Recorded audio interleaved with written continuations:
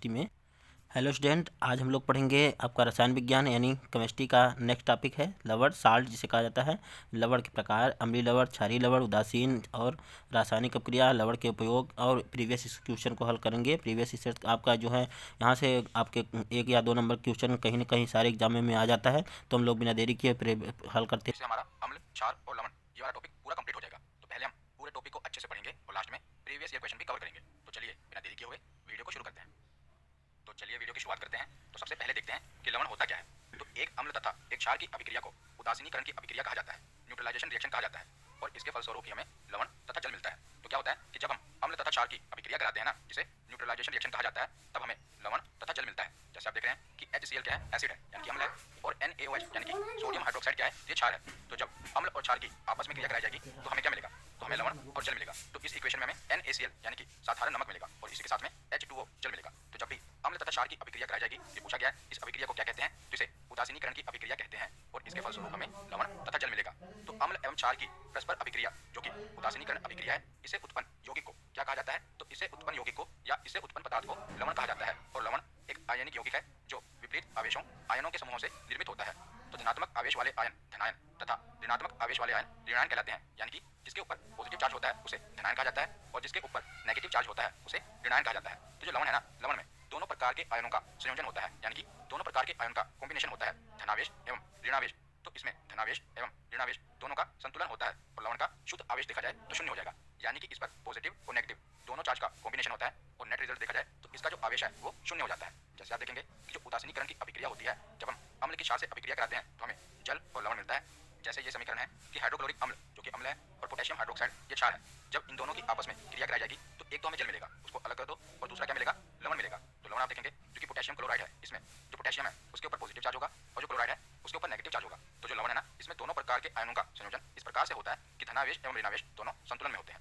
उसके बाद आगे देखते हैं, तो जो लवण है तो एक होता है अम्लीय लवण, एक होता है क्षारीय लवण और एक होता है उदासीन लवण। इनके बारे में आगे हम पढ़ेंगे। पर जो अम्लीय लवण होता है ना, इसका जलीय विलयन नीले लिटमस को लाल कर देता है। तो पिछले वीडियो में मैंने आपको बताया था कि अम्ल की पहचान क्या होती है।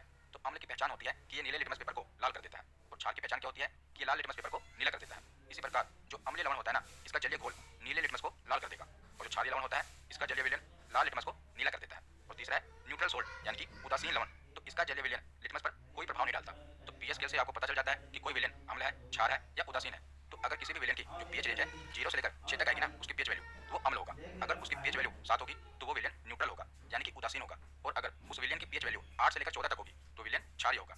तो इसी के साथ ये याद रखेगा, बहुत बार एग्जाम में पूछा गया है कि प्रबल अम्ल और प्रबल क्षार मिलकर उदासीन लवण बनाते हैं। जैसे कि हमने पढ़ा कि हमें लवण कैसे मिलता है, तो अम्ल और क्षार की आपस में क्रिया होती है तभी हमें लवण मिलता है। तो अगर प्रबल अम्ल होगा यानी कि स्ट्रॉन्ग एसिड होगा और स्ट्रॉन्ग बेस होगा, तो इसका रिजल्ट हमें क्या मिलेगा, तो उदासीन लवण मिलेगा यानी कि न्यूट्रल सोल्ट मिलेगा। और दूसरा केस है कि अगर प्रबल अम्ल हो और दुर्बल क्षार हो, यानी कि जो एसिड है ये तो स्ट्रॉन्ग हो लेकिन जो बेस है क्षार है ये वीक हो, तो इन दोनों की रिएक्शन हो तो जो लवण मिलेगा वो कैसा होगा, तो अम्लीय लवण होगा। क्योंकि यहाँ पर आप देखेंगे कि जो अम्ल है वो प्रबल है, तो जो भी चीज स्ट्रॉन्ग होगी तो जब इसका रिजल्ट आएगा तो जाहिर सी बात है कि अगर अम्ल प्रबल है और क्षार दुर्बल है तो जो लवण मिलेगा ना वो भी अम्लीय मिलेगा, क्योंकि इस केस में जो अम्ल है वो स्ट्रॉन्ग है। जैसे जो थर्ड केस है इसमें जो अम्ल है वो वीक है लेकिन क्षार स्ट्रॉन्ग है, तो यहाँ पर क्या होगा कि जो लवण होगा वो भी क्षारीय होगा। तो 3 केस हो गए, अगर प्रबल अम्ल तथा प्रबल क्षार हो यानी कि एसिड भी स्ट्रॉन्ग हो और बेस भी स्ट्रॉन्ग हो, तो जो सोल्ट होगा कैसा होगा, वो न्यूट्रल होगा।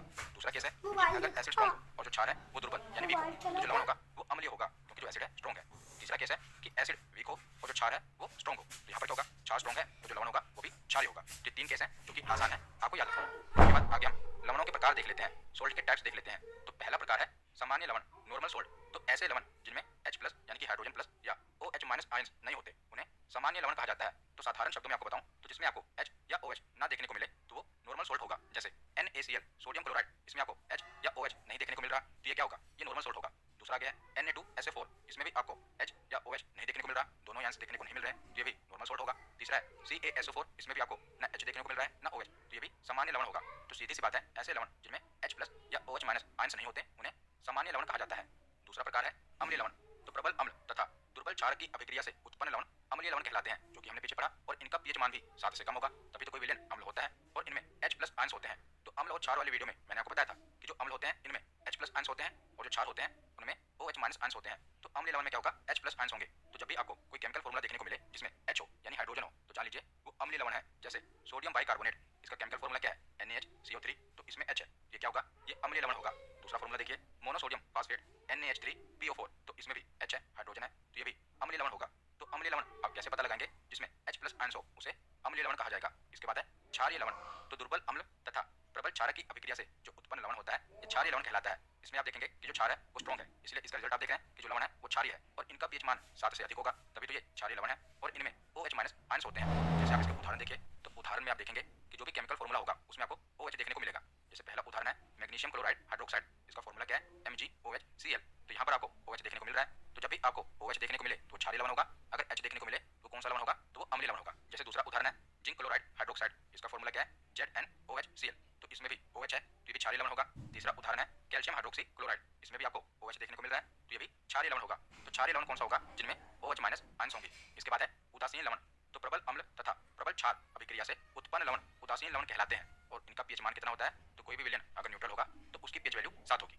तो इसके उदाहरण कौन कौन से हैं उदासीन लवण के, तो उदासीन लवण में आपको प्रबल अम्ल देखने को मिलेगा और प्रबल क्षार देखने को मिलेगा। तो इन दोनों का रिएक्शन होगा तो हमें उदासीन लवण देखने को मिलेगा। जैसे sodium chloride NaCl, potassium nitrate KNO2, sodium sulphate Na2SO4, potassium sulphate K2SO4, तो इसमें आपको प्रबल अम्ल तथा प्रबल क्षार दोनों देखने को मिल रहे हैं। सोडियम क्लोराइड, तो आपको ये उदाहरण याद रखने हैं, sodium chloride, potassium nitrate, sodium sulphate और पोटेशियम सल्फेट। इसके बाद है द्विक लवण डबल सोल्ट, तो इसके नाम में ही है डबल। तो जब दो साधारण लवण को मिला देते हैं तो वो द्विक लवण का निर्माण करते हैं और इसके केस में यही एग्जांपल पूछी जाती है कि फिटकरी का फॉर्मूला है K2SO4 Al2SO4 का होल थ्राइस डॉट 24H2O, ये फिटकरी का फॉर्मूला है। इसमें आपको दो सोल्ट देखने को मिल रहे हैं, एक K2SO4 और दूसरा Al2SO4 का होल थ्राइस, दो साधारण लवण आपको देखने को मिल रहे हैं, तो इसे द्विक लवण कहा जाएगा।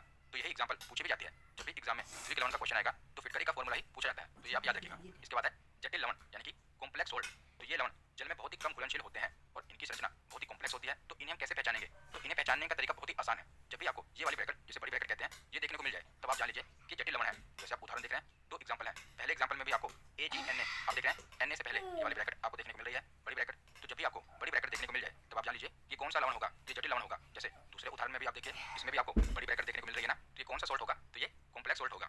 तो आगे हम कुछ सामान्य लवण और उनके उपयोग देख लेते हैं। जैसे पहले है सोडियम क्लोराइड NaCl, जिसे हम साधारण नमक भी कहते हैं। तो इसका सोर्स क्या है, यानी कि हमें साधारण नमक मिलता कहाँ से है, तो जो हम नमक खाते हैं वो साधारण नमक ही होता है। तो समुद्री जल, खारे जल की झीलों एवं खनिज के रूप में मिलता है और ये सोडियम हाइड्रोक्साइड तथा क्लोरीन की अभिक्रिया से प्राप्त करते हैं। तो इसका उपयोग क्या होता है, तो सोडियम क्लोराइड यानी कि साधारण नमक का उपयोग क्या होता है, तो भोजन निर्माण, जो भोजन करते हैं उसमें इसका उपयोग होता है और एवं अचार के परीक्षण हेतु इसका उपयोग होता है और अत्यधिक ठंडे देशों में जमे हुए बर्फ पिघलाने के लिए भी इसका उपयोग करते हैं। तो जहाँ पर आप देखते हैं ना कि बर्फबारी होती है, जैसे यूरोप वगैरह में जब बर्फबारी होती है, बर्फ जम जाती है, तो बर्फ को पिघलाने के लिए नमक का उपयोग किया जाता है। तो अत्यधिक ठंडे देशों में जमे हुए बर्फ को पिघलाने के लिए भी साधारण नमक का उपयोग होता है और बेकिंग सोडा एवं सोडियम हाइड्रोक्साइड के निर्माण में भी इसका प्रयोग करते हैं। इसके बाद है सोडियम हाइड्रोक्साइड, जिसे कास्टिक सोडा कहा जाता है। तो इसका सोर्स क्या है, तो यह है आयनिक यौगिक है जो सोडियम या उनके ऑक्साइड पर जल की क्रिया से प्राप्त होता है।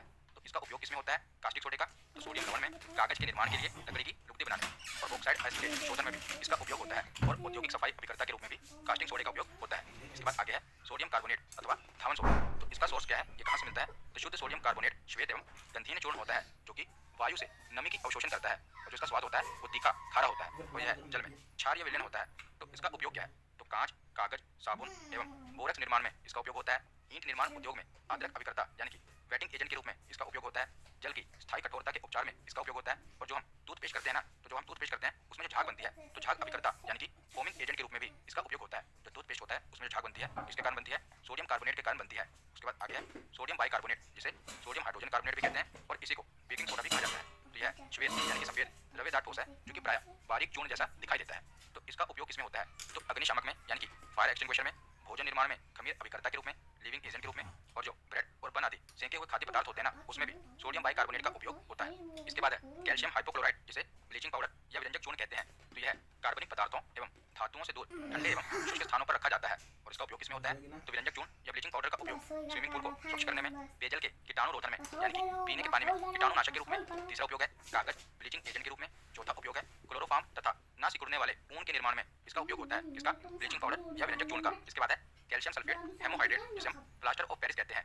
तो यह जिप्सम को 120 डिग्री सेल्सियस पर गर्म करने पर प्राप्त होता है और यह भी श्वेत चूर्ण है जिसमें जल मिलाने पर यह पुनः ठोस जिप्सम में परिवर्तित हो जाता है। तो इसका उपयोग किसमें होता है, तो टूटी हुई हड्डियों को उनके सही स्थान पर स्थिर रखने के लिए जो प्लास्टर चढ़ाते हैं ना, वो जिप्सम का ही होता है, जिसे प्लास्टर ऑफ पेरिस कहते हैं। और इसके साथ घर निर्माण में सतह को चिकना बनाने में भी इसका उपयोग होता है और कागज ब्लीचिंग एजेंट के रूप में भी इसका उपयोग होता है। इसके बाद है पोटेशियम नाइट्रेट, तो यह क्षारीय प्रकृति का द्रव्यदार लवण है और इसका रंग श्वेत से लेकर मटमैला होता है और यह जल में घुलनशील है एवं ज्वलनशील भी है और यह पदार्थ के दहन को तीव्र करता है। तो पोटेशियम नाइट्रेट का उपयोग क्या है? तो उर्वरक यानी कि खाद बनाने में, कांच, गन पाउडर और बारूद के निर्माण में एवं औषधि निर्माण तथा संवेदनशील दांतों के लिए दंत मंजन के निर्माण में भी इसका उपयोग होता है। यानी कि जो सेंसिटिव टीथ होते हैं उनके टूथपेस्ट में भी इसका उपयोग होता है। और रॉकेट इंजन में ऑक्सीडाइजर के रूप में भी इसका उपयोग होता है। तो खाद, कांच और बारूद के निर्माण में इसका उपयोग होता है और रॉकेट ईंधन के ऑक्सीडाइजर के रूप में भी इसका उपयोग होता है। तो आज का हमारा थ्योरी सेक्शन यहीं पर कंप्लीट होता है। अब हम प्रीवियस ईयर क्वेश्चन देखते हैं। तो पहला प्रश्न है कि अम्ल और क्षार अभिक्रिया करके क्या बनाते हैं? अम्ल बनाते हैं, लवण बनाते हैं, ईस्टर बनाते हैं या अल्कोहल बनाते हैं? तो अम्ल और क्षार अभिक्रिया करके लवण और जल बनाते हैं। तो इसका सही जवाब क्या होगा?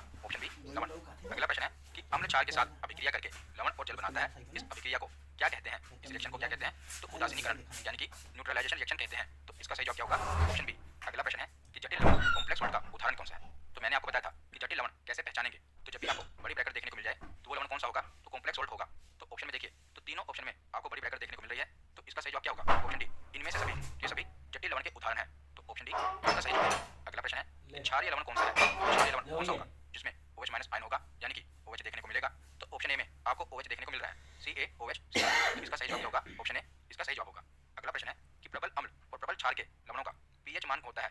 तो प्रबल अम्ल और प्रबल क्षार मिलकर अभिक्रिया करते हैं तो इसका रिजल्ट क्या मिलता है? तो उदासीन लवण मिलता है यानी कि न्यूट्रल सॉल्ट मिलता है। और न्यूट्रल सॉल्ट कोई भी चीज न्यूट्रल हो तो उसकी pH वैल्यू कितनी होती है? तो उसकी pH वैल्यू होती है 7। तो इसका सही जवाब होगा ऑप्शन बी। अगला प्रश्न है कि प्रबल अम्ल और दुर्बल क्षार से बने लवण का pH मान कितना होगा? तो यहाँ पर स्ट्रॉन्ग कौन सा है? तो अम्ल स्ट्रॉन्ग है। तो इसका जो रिजल्ट होगा यानी कि लवण होगा वो भी अम्लीय होगा। तो अम्लीय लवण का pH मान कितना होगा? तो कोई भी विलयन अगर अम्ल है, एसिडिक है, तो उसकी pH वैल्यू 7 से कम होती है, 1 से लेकर 6 तक होती है। तो ऑप्शन के अकॉर्डिंग देखिए, तो ऑप्शन बी 7 से कम। अगर कोई भी विलयन अम्लीय है तो उसकी pH वैल्यू 7 से कम होगी। तो इसका सही जवाब क्या होगा? ऑप्शन बी 7 से कम। अगला प्रश्न है कि नीचे दिए गए कथनों पर विचार कीजिए और सही उत्तर को पहचानिए। तो पहला कथन है कि प्रबल अम्ल और प्रबल क्षार के लवण 7 के pH मान के साथ उदासीन होते हैं। तो ये कथन सही है। कैसे सही है? तो इसमें कहा गया है कि प्रबल अम्ल और प्रबल क्षार, तो जब ये दोनों मिलेंगे तो क्या होगा? जो लवण होगा वो उदासीन होगा और उदासीन लवण का pH वैल्यू 7 होगी। तो यहाँ पर क्या लिखा है कि प्रबल अम्ल और प्रबल क्षार के लवण 7 के pH मान के साथ उदासीन होंगे। तो सही है ना? ये कथन सही है।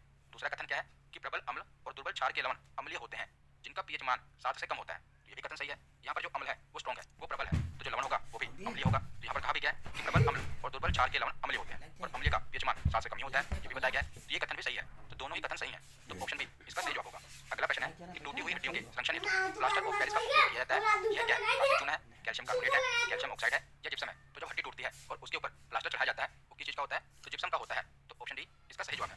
तो आज का आखिरी प्रश्न है कि केक और ब्रेड को हल्का और स्पंजी बनाने के लिए किस पदार्थ का उपयोग किया जाता है? तो केक और ब्रेड को स्पंजी बनाने के लिए किसका उपयोग होता है? तो सोडियम बाइकार्बोनेट का उपयोग होता है। Option B